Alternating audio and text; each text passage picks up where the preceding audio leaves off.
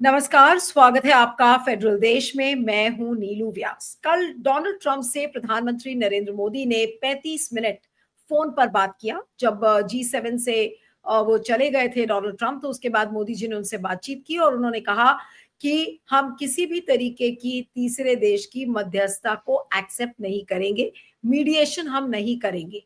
और ये बातें, और उन्होंने ऑपरेशन सिंदूर के भी बहुत सारे उनको डिटेल्स बताए। कल दिन भर मेन स्ट्रीम जो चैनल्स थे उन्होंने सारा कुछ बताया कि देखिए प्रधानमंत्री नरेंद्र मोदी ने किस तरीके से खरी खोटी डोनाल्ड ट्रंप को सुनाई। लेकिन शाम होते होते डोनाल्ड ट्रंप ने ये कहा कि अरे सीज फायर तो उन्होंने करवाया था। और जबकि मोदी जी ने फोन की बातचीत के जो डिटेल सामने आए थे, तो उन्होंने कहा कि ये सीज फायर, ये युद्ध विराम इसलिए हुआ था क्योंकि दोनों तरफ की, इंडिया और पाकिस्तान के जो डीजीएमओस थे, उन्होंने बातचीत की और वो इस कंक्लूजन पर पहुंचे कि अब युद्ध विराम होना चाहिए। लेकिन शाम होते होते, जैसा मैंने कहा, कि डोनाल्ड ट्रंप ने एक बार फिर से पलटी मारी और 15वीं बार उन्होंने ये कहा कि देखिए मैंने ये सीज फायर करवाया, मैंने ये युद्ध विराम करवाया। अब उससे बार बार डोनाल्ड ट्रंप के ऐसे बोलने से क्या हो रहा है? डोमेस्टिक पॉलिटिक्स, जो हमारी घरेलू राजनीति है, जहां पर विपक्ष मोदी जी के ऊपर हावी होता है और ये कहता है कि देखिए प्रधानमंत्री मोदी चुप रहते हैं, प्रधानमंत्री नरेंद्र मोदी डोनाल्ड ट्रंप के आगे कुछ नहीं बोल पाते। तो क्या ये जो पूरा जो ये जो इंडिया पाकिस्तान के सीज फायर को लेकर जिस तरीके से जो तू मैं शुरू हो गई है सीज फायर को ही लेके, इसका जो कूटनीतिक जो इफेक्ट है वो क्या हो सकता है? डिप्लोमेटिक इसका असर क्या हो सकता है, जहां तक भारत और अमेरिका के रिश्तों का सवाल है, उनके संबंधों का सवाल है। दूसरा ये कि इसका पॉलिटिकल फॉल आउट भी है कि अब डोनाल्ड ट्रंप को कितना सीरियसली मोदी जी लेंगे। क्या हमारे संबंध या मोदी जी के संबंध वैसे ही रहेंगे जैसे कि डोनाल्ड ट्रंप के साथ पहले थे? आज इसी को लेकर हम चर्चा करेंगे। हमारे साथ प्रोफेसर स्वरण सिंह हैं, जो कि अंतर्राष्ट्रीय मामलों के एक्सपर्ट हैं, जवाहरलाल नेहरू यूनिवर्सिटी के प्रोफेसर रह चुके हैं। आपका बहुत बहुत स्वागत है Swaran Singh ji, thank you so much for joining. और पहला सवाल यही है कि 35 मिनट की उस फोन की बातचीत में जो कल हुई, बहुत सारे लोग अलग अलग तरीके की इसमें बातें कर रहे हैं, लेकिन ऐसा लगता है कि डोनाल्ड ट्रंप जब भी बोलते हैं तो ऐसा लगता है कि वो हमारे देश को के प्रधानमंत्री को वो झूठा साबित करने में लगे हुए हैं। क्या ये रीडिंग सही होगी? क्योंकि डोनाल्ड ट्रंप बहुत ही अनप्रिडिक्टेबल है, कुछ भी बोल देते हैं। लेकिन मोदी जी जब बार बार वो कह रहे हैं कि डीजीएमओ लेवल पर ये सीज फायर हुआ, लेकिन बार बार डोनाल्ड ट्रंप आकर और क्रेडिट लेने की कोशिश करते हैं, इस प्रवृत्ति को क्या कहेंगे डोनाल्ड ट्रंप की? और क्या हम हमेशा यही कहेंगे कि नहीं, मोदी जी के पास हिम्मत नहीं थी कुछ बोलने की? आपने जैसे खुद कहा कि राष्ट्रपति ट्रंप जो हैं वो बहुत अनप्रेडिक्टेबल हैं। आज एक बात कहते हैं और दूसरा 1 घंटे बाद या दूसरे दिन बिल्कुल उसकी उल्टी बात भी कह देते हैं। तो उनका जो तरीका है परंपरा से हटकर वो सारा विश्व जानता है और केवल भारत ही नहीं, अलग-अलग जो उनके दोस्त देश हैं उनको भी इस तरह का खामियाजा भुगतना पड़ता है। हाल ही में G7 के शिखर सम्मेलन में भी आपने देखा होगा कि फ्रांस के राष्ट्रपति इमैनुअल मैक्रों को उन्होंने पब्लिसिटी सीकिंग कहा। तो फ्रांस के राष्ट्रपति ने पलट के कोई जवाब थोड़ी ना उसका दिया है। तो हर राष्ट्र और हर दूसरे राष्ट्र के जो नेता हैं वो अपनी अपनी तरह से एक तरह से रणनीति तैयार करते हैं कि राष्ट्रपति ट्रंप से किस तरह से हिस्सेदारी साझेदारी अपने संबंध कैसे बनाने हैं। यहाँ तक राष्ट्रपति ट्रंप की बात है, वो आपने जैसे कहा कि 15 बार ये बात कह चुके हैं कि उन्होंने युद्ध विराम करवाया भारत और पाकिस्तान में। और लगातार पाकिस्तान के चाहे वो सेनाध्यक्ष हों या वहाँ के राजनीतिक नेता हों, उनको लगता है ये बात उनके फायदे में है और लगातार वो इस बात को तूल दे रहे हैं कि हाँ वाकई राष्ट्रपति ट्रंप ने युद्ध विराम करवाया भारत और पाकिस्तान के बीच में। पहले तो युद्ध विराम तब होता है जब युद्ध हो। ये केवल सेनाओं का टकराव कहा जा सकता है। मुझे नहीं लगता है कि इसको युद्ध कहा जाना चाहिए। तो युद्ध विराम की बात थोड़ी अलग हो जाती है। और क्योंकि पाकिस्तान चाहता है कि ये सब मुद्दे अंतर्राष्ट्रीय स्तर पर उठाए जाएं या इस बहाने को लेकर, जैसे जनरल मोदी ने तो यहाँ तक कहा कि राष्ट्रपति ट्रंप को नोबेल प्राइज मिलना चाहिए। तो उनको खुश करने के लिए वो कई चीजें कहते हैं। अभी जिस तरह से पूरा पाकिस्तान को खोल दे रहे हैं कि जो रेयर अर्थ मटेरियल हैं वो हम अमेरिका को देंगे, टैरिफ बिल्कुल हटा देंगे अमेरिका के निर्यात का जो पाकिस्तान को होगा। तो उनको लगता है कि ये एक अवसर है कि अमेरिका के साथ जो संबंधों में खटास आई हुई है पिछले 5 या 6 सालों में, पहले कार्यकाल में भी राष्ट्रपति ट्रंप ने बहुत कड़ी एक तरह से आलोचना की थी पाकिस्तान की।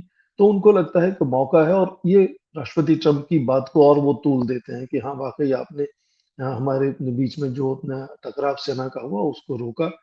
और राष्ट्रपति ट्रंप को इस तरह की बात में अपने आप में अच्छा लगता है कि उनका जो छवि है शायद और वो प्रसिद्ध हो रहे हैं, या उनको नोबेल प्राइज़ मिल सकता है वगैरह-वगैरह। यहाँ तक भारत की बात है, भारत लगातार आपने देखा होगा, चाहे पहला कार्यकाल हो राष्ट्रपति ट्रंप का या अब जनवरी से टकराव की राजनीति नहीं लेना चाहता। पर सैद्धांतिक तौर पर हर स्तर पर, अब जैसा आपने कहा कि सीधी बातचीत प्रधानमंत्री मोदी की और राष्ट्रपति ट्रंप जो हुई उसमें भी सैद्धांतिक तौर पर कह चुका है कि भारत किसी भी थर्ड पार्टी के इंटरवेंशन को ना मानता है, ना विश्वास रखता है उसमें। और ये बात केवल भारत ही नहीं कह रहा, ये जो 2 जुलाई 1972 में एक संधि हुई थी भारत और पाकिस्तान में दोनों तरफ से, जिसको शिमला एग्रीमेंट कहते हैं, उसमें भी ये साफ कहा गया था कि अब से जितनी भी चिंताएं, शंकाएं, परेशानियां भारत पाकिस्तान में होंगी, वो शांतिपूर्वक द्विपक्षीय बातचीत बातचीत से उनको सुलझाया जाएगा। तो वो एक स्टैंडर्ड पॉलिसी है और भारत ने बिल्कुल अलग-अलग स्तर पर उसको बार-बार साफ कर दिया है।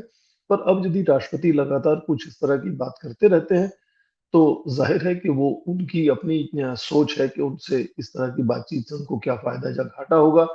ज़ाहिर है कि ये एक मुद्दा उभर कर पिछले कुछ सप्ताह में एक नया इरिटेशन बनकर सामने आया है भारत और अमेरिका के संबंधों में। पर क्या अमेरिका भारत की जो उनके लिए ज़रूरत है, जो भारत से दोस्ती बनाए रखने के लिए उनको जो जिसमें उनके ही राष्ट्र हित हैं, उनको नहीं समझता है, ऐसी बात नहीं है। राष्ट्रपति ट्रंप जिस तरह से उन्होंने, जब वो मुलाकात नहीं हो पाई अल्बर्टा में जी7 शिखर सम्मेलन में, तो फ़ोन पर 35 मिनट बात की उन्होंने भारत के प्रधानमंत्री से। तो अपने आप में वो संकेत है कि वो भारत के साथ हिस्सेदारी, दोस्ती और खासकर प्रधानमंत्री मोदी के साथ व्यक्तिगत लेकिन तौर पर जो तालमेल सरल है, सी वो बनाए रखना चाहते हैं। नहीं, लेकिन एक चीज़ और भी है, डोनाल्ड ट्रंप ऐसा तो नहीं है कि सोचते नहीं है कि भई भारत और पाकिस्तान के बीच में आर्च राइवलरी है, कट्टर दुश्मन है एक-दूसरे के। और कल फ़ोन पर ये भी पता चला कि जब मोदी जी बात कर रहे थे, तो शायद डोनाल्ड ट्रंप ने उनसे ये कहा कि अगर आप लौटते वक़्त आएँगे तो अमेरिका होते हुए आप आ जाइएगा। और ये तो पता ही था कि आसिम मुनीर वहाँ पर लंच कर रहे हैं। तो ये सब जानते हुए कि आसिम मुनीर वहाँ पर हैं और फिर वो मोदी जी को एक्सपेक्ट कर रहे हैं कि मोदी जी भी आकर वो मिले, तो फिर ये कैसे संभव होता? और ये तो फिर मोदी जी का कहना ठीक ही था कि भई हमारी प्रायर एंगेजमेंट्स हैं, हम फिर नेक्स्ट टाइम मिल लेंगे। लेकिन डोनाल्ड ट्रंप इरिटेट करने की जो ये कोशिश करते हैं, ये बात बोलकर, ये जानते हुए कि ये बात भारत के लिए अच्छी नहीं है, लेकिन फिर भी वो करते हैं। तो ये कहाँ तक सही है? और हम क्या ये कहेंगे कि नहीं डोनाल्ड ट्रंप जो कर रहे हैं वो सही कर रहे हैं? देखो, इसको दोनों तरह से आप परिभाषित कर सकते हैं कि क्या वो इरिटेशन का एक कोशिश थी।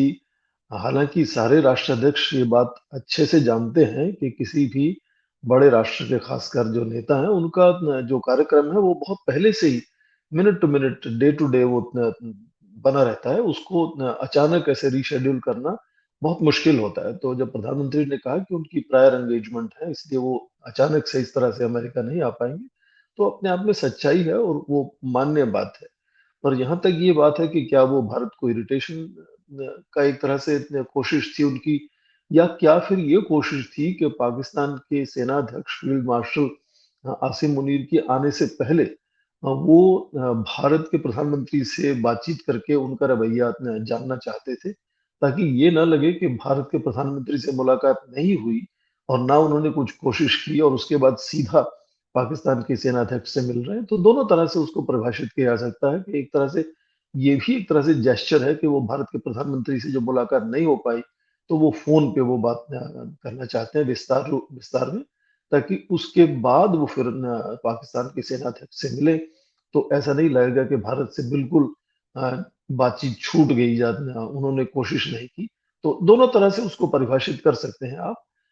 ये मैं जो मोटे तौर पे कह रहा हूँ कि अमेरिका को जो भारत से लगातार दोस्ती बनाए रखने की ज़रूरत है, वो अमेरिका में सभी संस्थान, सभी जो विशेषज्ञ हैं, जो अफ़सर हैं, वहाँ के जो मंत्री हैं समझते हैं, पर चूंकि ये राष्ट्रपति ट्रंप का एक तरह से तरीका बड़ा अलग है, इसलिए कभी-कभी उसको समझने में मुश्किल होती है और कभी-कभी वो उनके अपने लोग भी इससे परेशान होते हैं। तो मुझे नहीं लगता कि ये इस तरह से हमें ये सोचना चाहिए कि भारत और अमेरिका के संबंध कमज़ोर हो जाएँगे, पर हाँ, इरिटेशंस ज़रूर इस तरह की कभी-कभी आती हैं और सभी राष्ट्रों के संबंधों में कुछ ना कुछ मुद्दे इरिटेशन के बने रहते हैं और खासकर आप राष्ट्रपति ट्रंप के तरीके देखें तो उनके सभी अपने दोस्त देश में हैं, चाहे वो G7 के देश हों या दूसरे उनके दोस्त हों एशिया प्रशांत में। लेकिन एक चीज और सर और भी है कि हर जो बड़ा नेता होता है या स्टेट हेड होता है वो एटलीस्ट इस चीज की फिक्र उसको हमेशा होती है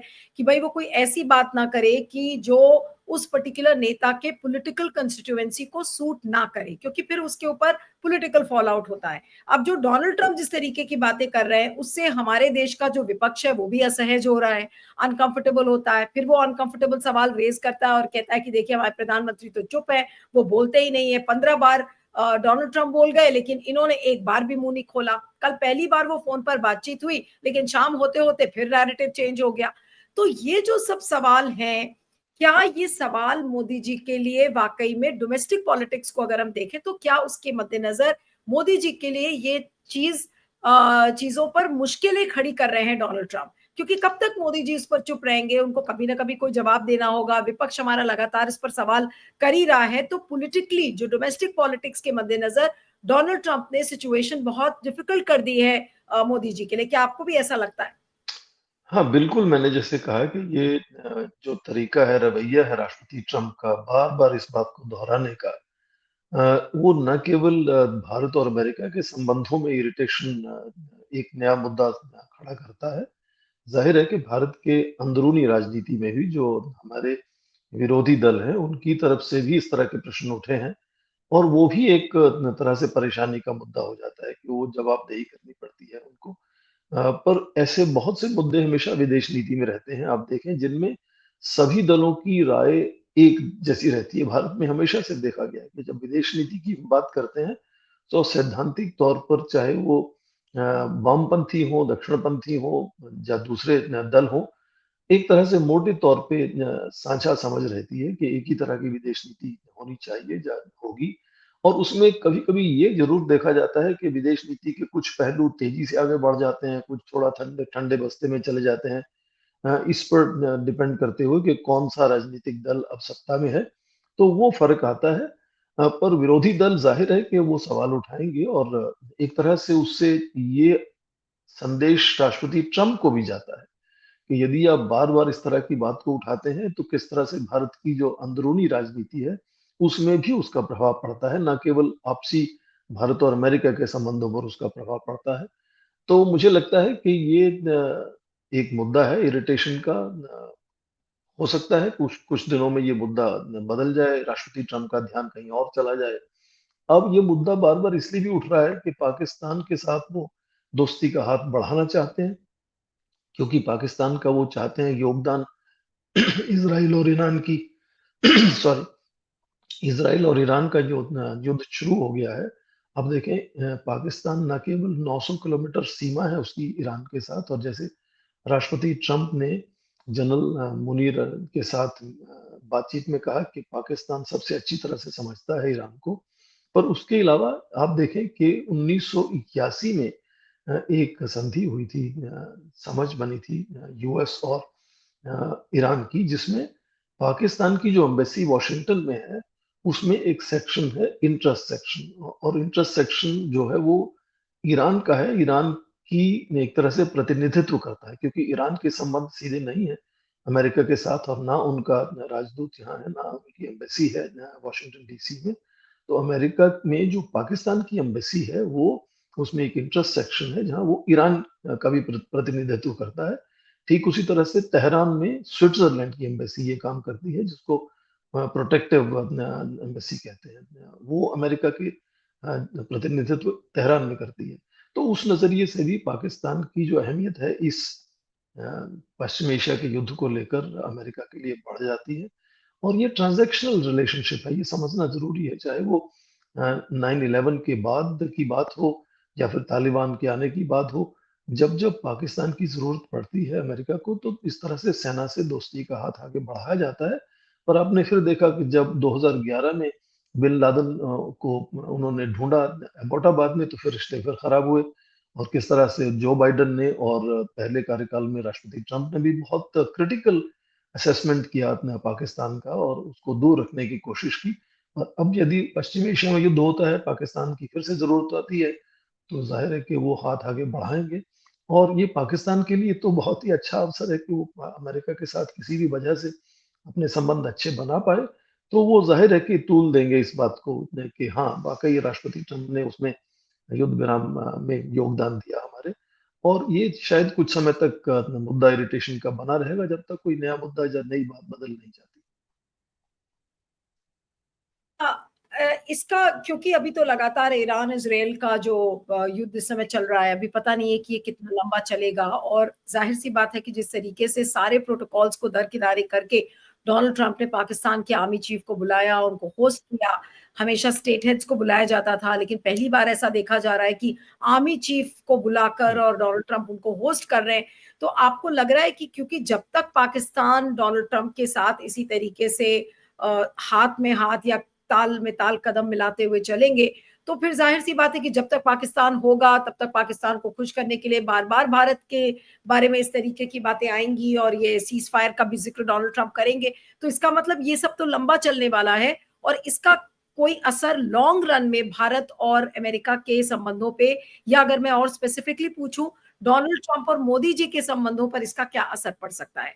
क्योंकि सब लोग ये कहेंगे कि भाई इतनी बार हो गया, मानते ही नहीं है डोनाल्ड ट्रंप। तो फिर कहीं ना कहीं रिश्तों में खटास महसूस होती ही है फिर। पहली बात तो नीलू ये कि जो भी राष्ट्राध्यक्ष हैं, बड़े नेता हैं विश्व के, वो चीज़ों को व्यक्तिगत तौर पे नहीं देखते हैं। वो अपने राष्ट्र हित किस तरह से आगे बढ़ाना है, उस नज़रिए से बातचीत करते हैं। तो चाहे राष्ट्रपति ट्रंप की ये इस तरह की बात करना हो, शायद वो पाकिस्तान से दोस्ती बढ़ाने के लिए इस तरह की बात करते हैं, जबकि भारत से भी तालमेल बनाए रखना चाहते हैं।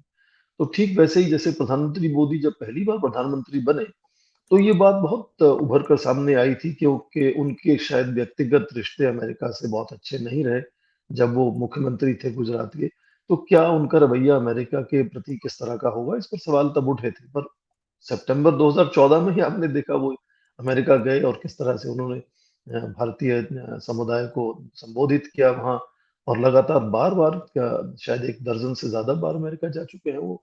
तो मुझे नहीं लगता कि व्यक्तिगत तौर पर जो तालमेल नेताओं का है, वो मायने रखता है। राष्ट्रों का आपस में तालमेल किस तरह से उसी राष्ट्र हित को आगे लेकर बढ़ते हैं, कोई भी राष्ट्र नेता किसी भी दल के हों, वो किसी एक दल की बात नहीं है।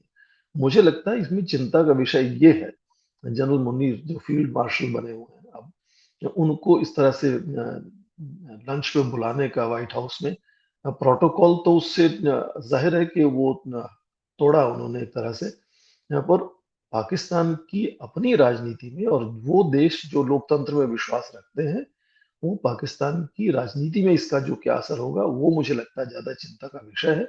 पहली बार ऐसा हुआ है कि सेना अध्यक्ष को इस तरह से बुलाया गया है। हाँ, इससे पहले भी पाकिस्तान के 3 general, field marshal Ayub Khan, general Ziaul हक और जनरल मुशर्रफ, तीनों को इस तरह का प्रोटोकॉल मिला था व्हाइट हाउस में, पर वो तब मिला जब वो राष्ट्राध्यक्ष बन चुके थे, वहाँ के प्रेसिडेंट बन चुके थे, उससे पहले नहीं।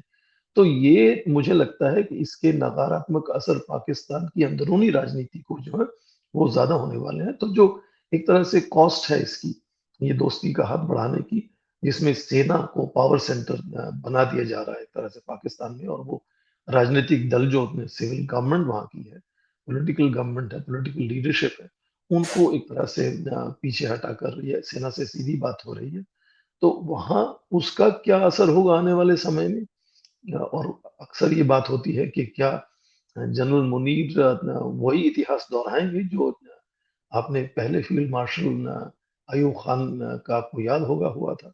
तो वो सब चिंताएं अंदरूनी है पाकिस्तान की, और पाकिस्तान में यदि अस्थिरता होती है तो पूरे क्षेत्र की चिंताएं हो जाती हैं। वो मुझे लगता है राष्ट्रहित के नजरिए से ज्यादा बड़ी बातें हैं सोचने के लिए, बजाय कि दो दो नेताओं के बीच में मुझे नहीं लगता तालमेल उतना बिगड़ता है जब बिगड़ना चाहिए। क्योंकि उनके व्यक्तिगत सोच क्या है वो मायने नहीं रखती है, वो नहीं, राष्ट्र की लेकिन सोच आपको क्या क्या है।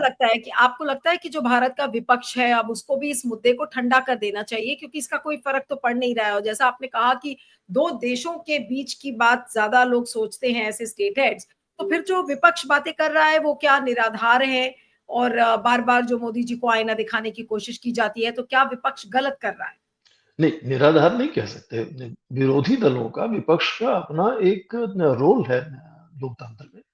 और उनकी लगातार इस तरह से प्रश्न यदि उठते हैं, तो ये संदेश अमेरिका को भी जाता है कि भारत को किस तरह से खामियाजा उठाना पड़ रहा है, न केवल आपसी अमेरिका भारत के संबंधों में, बट अपने उनके अंदरूनी राजनीति में, डोमेस्टिक पॉलिटिक्स में भी उसका किस तरह से असर होता है।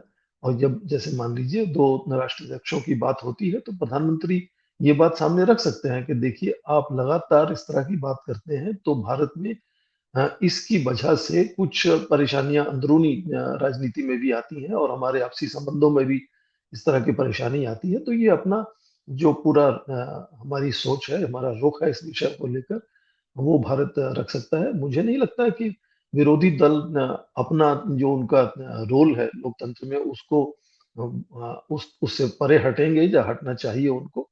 उनका जो अपना तो अपना जो रोल है विपक्ष का वो लगातार जैसे प्रधानमंत्री खुद ही कहते हैं कि dissent is very important part of democracy.